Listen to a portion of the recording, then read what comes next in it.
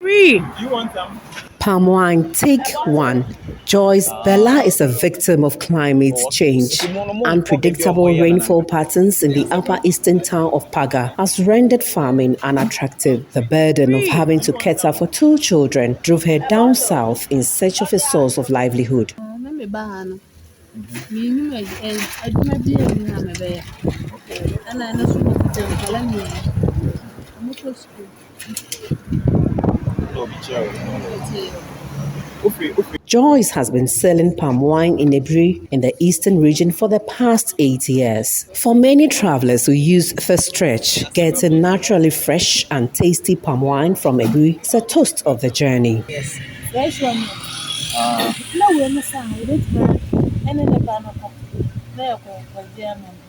Unknown to her, the source of her merchandise ironically has a direct bearing on the environment. A tree must die before this drink is made. For between 100 to 150 cedis, people allow ecological palm trees to be felled for this purpose. Aside this, another practice that threatens the environment is the burning of these trees whenever they are done extracting the wine.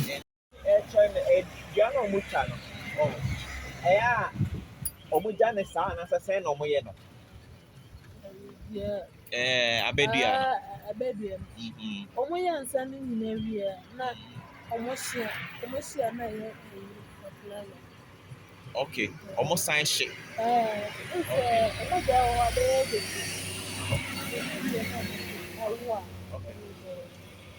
All right.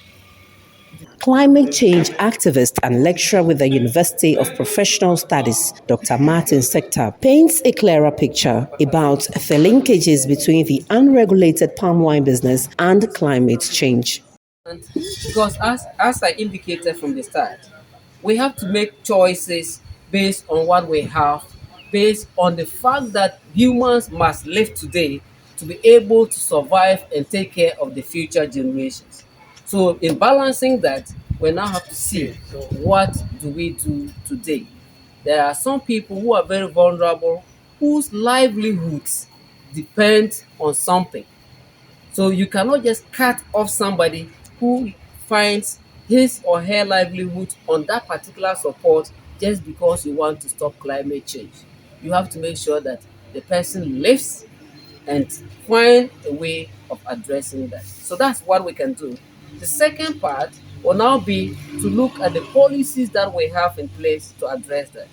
And that's why in the climate change conversation, we talk about sustainable development, policies of adaptation to ensure that people who are living at the lower fringes of the society, financial society, fringes of the society, are not just left on their own. Joyce is uncertain her stock will run out, but admits getting her products might be a problem in the future if more palm trees get lost to this merchandise. Ghana recently received $4.8 million as carbon credits for reducing her emissions from deforestation and forest degradation. Dr. Martin Sector warns unchecked felling of palm trees for palm wine could offset the gains if the right policies are not implemented. Time you take palm wine, you must be asking yourself, where is it coming from? It's coming from a palm tree.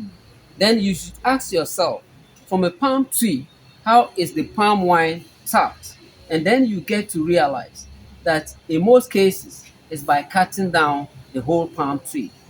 And when you cut down the palm tree, what is the implication?